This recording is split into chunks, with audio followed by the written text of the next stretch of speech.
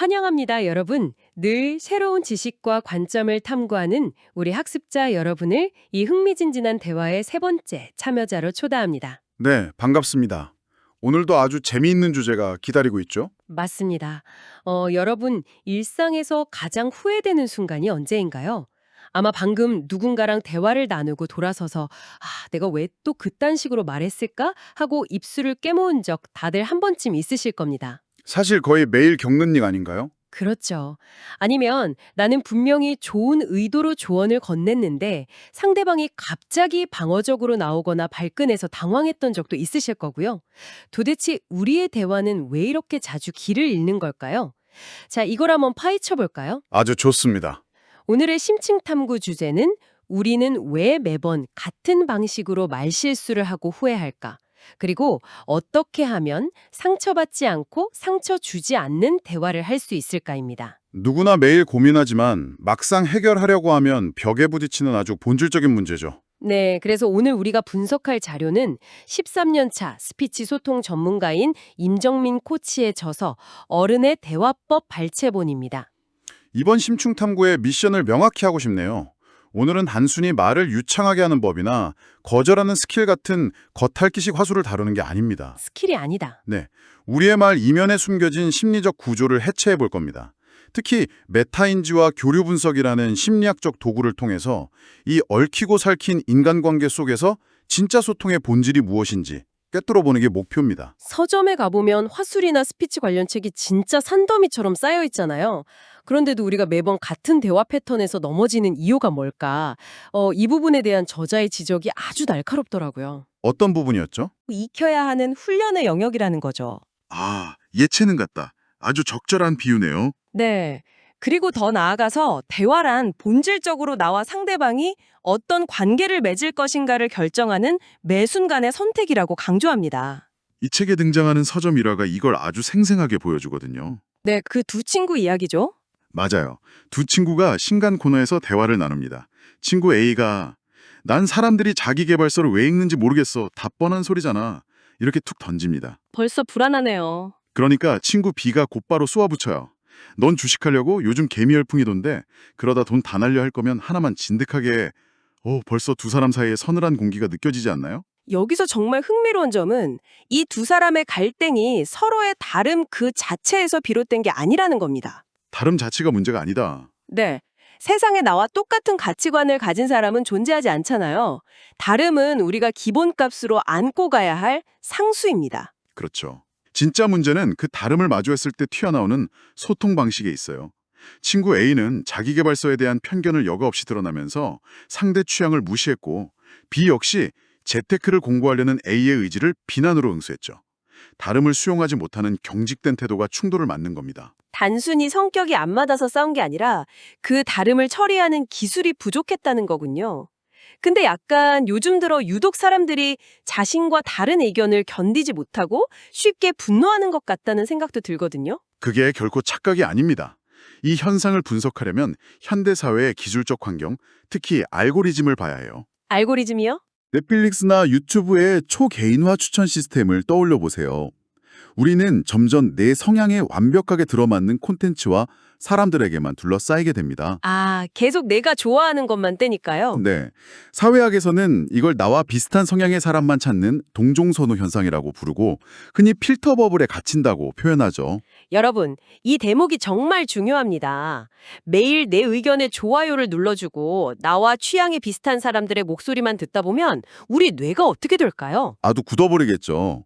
막상 현실에서 나와 반대되는 의견을 마주했을 때 그 낯선 자극을 견뎌내는 근육이 퇴화해버린 겁니다.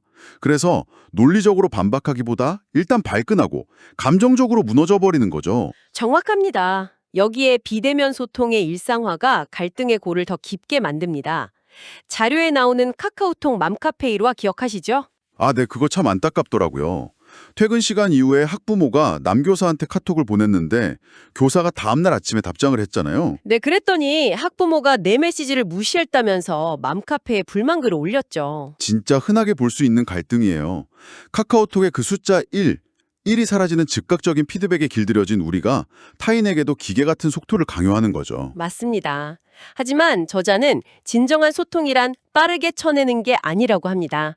그 속도에서 한 발짝 물러나 잠시 멈추고 바르게 대응하는 여유가 필요하다는 거죠. 빠르게가 아니라 바르게 대응해야 한다. 참 묵직한 메시지네요. 그럼 도대체 어떻게 해야 내 감정에 휘둘리지 않고 바르게 대응할 수 있을까요? 그 질문에 답하기 위해 정신의학자 에릭 번이 창시한 교류 분석 이론을 들여다봐야 합니다. 교류 분석이요. 여러분, 지금부터 여러분 마음속에 3명의 각기 다른 세입자가 한 지붕 안에 살고 있다고 상상해 보시겠어요? 네, 바로 PAC 모델입니다. 우리 마음은 크게 부모자, 어른자, 그리고 아이자로 이루어져 있습니다. 이건 실제 나이가 아니라 특정한 상황에서 취하는 심리적 행동 양식을 뜻해요. 머릿속에 이 3명의 세입자를 그려놓고 예시를 보면 아주 재밌습니다. 번화가에 술 취한 청년이 비틀거리며 소리를 지르고 있어요. 이 똑같은 자극에 세입자들이 완전히 다른 반응을 보입니다. 부모자가 주도권을 잡으면 어떻게 되죠? 쨉쨉. 젊은 사람이 대낮부터 인사불성이구만. 이렇게 위에서 아래로 내려다보며 통제하려는 시선이 나오죠. 반면에 어른자가 작동하면 달라집니다. 저러다 다치겠는데 파출소에 신고해야겠다 하면서 객관적이고 논리적인 대안을 찾죠. 감정이 쏙 빠져있네요. 그럼 아이자아는요? 어우 시끄러워 짜증나 이렇게 본능적이고 감정적인 날것의 반응이 튀어나오는 겁니다. 어린 시절의 감정 패턴이죠. 누가 마이크를 잡느냐에 따라 세상을 다르게 해석하는군요. 그런데 저자는 이걸 더 세분화해서 우리가 흔히 마주하는 5가지 성격 캐릭터, 즉 에고그램으로 나눴더라고요. 네, 이 5가지 캐릭터를 알면 대화가 보입니다. 여러분도 본인이 어떤 가면을 자주 쓰는지 한번 관찰해보세요. 첫 번째는 부모 자아에서 파생된 화끈이입니다. 통제적인 부모죠. 당연히 해야지, 똑바로 못해 하면서 규칙을 중시하는 엄격한 경찰 같은 성향입니다. 두 번째도 부모자아인데 완전 다릅니다. 바로 포용이, 양육적인 부모죠. 봉준호 감독과 김혜자 배우 일화가 딱 여기 나오잖아요. 네, 영화 마도 촬영 당시죠. 김혜자 배우가 똑같은 장면을 무려 30번이나 찍으면서 극도로 지쳐 있을 때 봉 감독이 다가가서 이렇게 말했죠. 선생님 정말 훌륭하셨어요. 아까 16번이 아주 좋았지만 16번과 방금 찍은 30번 중에 고를게요. 정말 대단한 화법 아닙니까? 전 진짜 감탄했어요. 배우 입장에서는 16번이 좋았으면 그때 오케이를 내지 왜 30번까지 사람 진을 빼냐며 화낼 수도 있는 위태로운 상황이잖아요. 그렇죠. 그런데 30번까지 최선을 다한 혼신을 인정해주면서 동시에 최상의 결과물을 내겠다는 의지를 보여준 거니까요. 상대를 존중하면서 목적을 달성하는 이 포용이의 힘 정말 멋집니다. 세 번째는 감정을 배제한 침착이, 이성적인 어른입니다. 객관적 데이터만 중시하는 아나운서의 브리핑 같은 상태죠. 네 번째는 솔직히 자유로운 아이입니다. 윤여정 배우의 오스카상 수상 소감이 완벽한 예시더라고요. 그 브래드 피트에게 던진 논단 말이죠. 네, 우리가 먼지 뒤집었으며 영화 찍을 땐 어디 있었나요? 하면서 전 세계를 빵 터뜨렸잖아요. 명품 드레스 대신 편안한 옷을 고집한 것도 얽매이지 않는 자유로운 아이의 모습이고요. 마지막 5번째는 끄덕이, 순응하는 아이입니다. 늘 눈치를 보며 제가 어떻게 할까요? 네, 시키는 대로 할게요 라며 타협하는 유형이죠. 한국 조직 문화에서 진짜 많이 보이는 짠한 캐릭터네요. 그럼 내 머릿속에 이 5명이 있다는 걸 알았는데 현실에서는 이게 어떻게 부딪히나요? 대화는 탁구의 티키타카 같은 겁니다. 자극을 던지면 반응이 오죠. 이 교류 패턴이 3가지가 있어요. 첫 번째는 소통 대화, 즉 상보 교류입니다. 내가 던진 공을 상대가 기대한 대로 받아주는 거군요. 맞습니다. 어른자로 회의 자료 어딨나요? 물으면 동료도 어른자로 메일로 보냈습니다 하고 답하는 평화로운 대화죠. 아예 자아로움에 맛있는 거 먹자 했을 때 좋아 내가 쏠게 하는 것도 포함되겠네요. 그렇죠. 하지만 우리를 괴롭히는 건 2번째, 고통 대화입니다. 전문 용어로 교차 교류라고 하죠. 던진 공이 엉뚱하게 날아오는 상황이군요. 네. 사장님이 화끈이 상태로 화를 냅니다. 김대리, 왜 맨날 지각이야? 속으로는 김대리가 끄덕이가 돼서 죄송합니다 하길 바란 거죠. 그런데 김대리가 아주 차분한 침착이가 돼서 대답합니다. 지하철 파업으로 연착됐습니다. 화나신 부분은 논리적으로 이해합니다. 이러면 사장님은 폭발하는 겁니다. 가만 보면 김대리 말이 틀린 건 없잖아요. 감정에 휩쓸리지 않고 팩트로 대응했는데 왜 고통 대화가 되는 거죠? 사장님이 원한 건 팩트체크가 아니라 정서적 복종이었으니까요. 뜨거운 감정을 던졌는데 차가운 얼음이 날아오면 거부당했다고 느끼는 겁니다. 아, 논리 게임이 아니라 상대가 어떤 주파수로 감정을 던졌는지 파악하는 게 핵심이군요. 네. 그리고 마지막 세 번째가 가장 교묘한 비밀 대화, 이면 교류입니다. 겉과 속이 다른 대화인가요? 겉으로는 남편이 어른 자아로 내 검은 양복 어딨어? 묻고 아내도 두 번째 칸에 있어 하고 답합니다. 하지만 남편 미간이 찌푸려져 있다면 속마음은 양복 하나 안 챙기고 뭐해? 라는 비난인 거죠. 아내도 한숨을 푹 쉬었다면 맨날 못 찾으면서 부려먹어 라는 반격이 숨어 있는 거고요. 그래서 저자는 비언어를 관찰하는 생각하는 화성인이 되어야 진심을 읽을 수 있다고 합니다. 여러분, 당장 오늘 대화할 때 상대가 어떤 캐릭터로 공을 던졌는지, 이면에 숨겨진 칼날은 없는지 유심히 관찰해 보시기 바랍니다. 그럼 이런 엇갈림을 막으려면 구체적으로 어떻게 해야 할까요? 무의식적인 반응을 멈추고 의식적인 대응을 선택해야 합니다. 오다가 무슨 일 있었어? 하고 묻는 게 대응인 거죠. 맞습니다. 그 짧은 틈이 관계를 구합니다. 저자의 뼈아픈 경험담도 책에 나오는데 정말 공감 갔어요. 어머니가 갑상선 수술을 앞두고 무리하게 화장실 청소를 하시니까 걱정되는 마음에 오히려 화를 내며 제발 좀 쉬어 하고 소리치듯 반응해버린 거죠. 본심은 걱정인데 통제적 부모의 거친 목소리가 나간 겁니다. 네, 결국 상처받은 어머니가 집을 나가버리셨대요.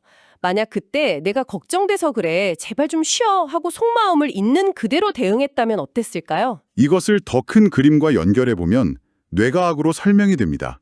분노가 치밀어 오를 때에 우리 뇌의 편도체는 위협을 감지하고 도파민을 급격히 분비해요. 이성이 마비되는 거네요. 그래서 15초의 복식 호흡이 필요합니다.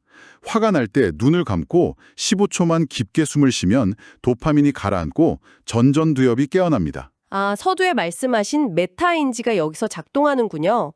감정에 휩쓸리지 않고 아, 내가 걱정돼서 화를 내고 있구나 하고 자신을 객관적으로 관찰하는 것. 완벽하게 이해하셨네요. 그럼 메타인지로 나를 통제한 다음에는 어떻게 해야 관계를 부드럽게 만들 수 있을까요? 여기서 교류 분석의 핵심 개념인 스트로크가 등장합니다. 인간의 심리적 배고픔을 채워주는 영양제 같은 거죠. 네, 해리 할로우의 붉은 털 원숭이 실험 기억하실 겁니다. 차가운 철사 어미와 부드러운 헝겊 어미가 있을 때 새끼는 밥 먹을 때만 철사 어미에게 가고 늘 헝겊 어미 품에 안겨 있었죠. 우리 인간도 마찬가지라는 거잖아요. 생물학적 허기만큼이나 누군가 나를 인정해주고 다독여주는 긍정적 스트로크를 간절히 원한다는 거. 맞습니다. 책에 나오는 가수 영탁 씨의 미스터 트롯 1화가 진짜 압권이었어요. 데스매치에서 이겨서 팀원을 고를 수 있었는데 탈락 위기에 패자부활자들을 무조건적으로 안아주고 지지해줬잖아요. 에이스전 무대까지 양보하면서 뒤에서 토닥여준 완벽한 포용이의 스트로크였죠. 그게 바로 팀원들을 성장시킨 힘이었군요. 이 스트로크와 관련해서 존 가트먼 박사의 연구를 꼭 말씀드리고 싶습니다. 부부 치료의 권위자시잖아요. 네, 이혼하는 부부와 건강한 조직을 가르는 비율이 있습니다. 바로 긍정어와 부정어의 5대1 법칙이죠. 한 번 비판했다면 5번 칭찬하라는 겁니다. 솔직히 5대1이면 너무 벅찬데요. 만약 제 파트너가 쓰레기 버리는 걸 까먹어서 제가 한 소리 했다고 쳐요. 그럼 그 자리에서 억지로 5개 칭찬을 쥐어짜 내야 하나요? 너무 자기적이잖아요. 그 자리에서 당장 하라는 게 아닙니다. 평소에 감정의 잔고를 쌓아두라는 뜻이에요. 아, 감정의 장고. 다정한 눈맞춤이나 수고했다는 말 한마디로 평소에 5만큼 저축해두면 쓰레기 문제로 1만큼 출금해도 관계가 파산하지 않는다는 거죠. 평소 적금 통장이 위기 때 방어막이 된다는 거군요. 와, 여러분 오늘 탐구한 내용들이 일상에 어떻게 적용될지 싹 정리가 됩니다. 아주 유용한 도구들이죠. 대화는 단순한 혀의 굴림이 아니라 내 안에 5가지 캐릭터 중 어떤 가면을 꺼내 상대와 주파수를 맞출 것인가를 메타인지로 조율하는 고도의 심리전이네요. 그리고 여기서 가장 희망적인 메시지는 항상성의 원리입니다. 내가 변하면 상대도 변한다. 맞습니다.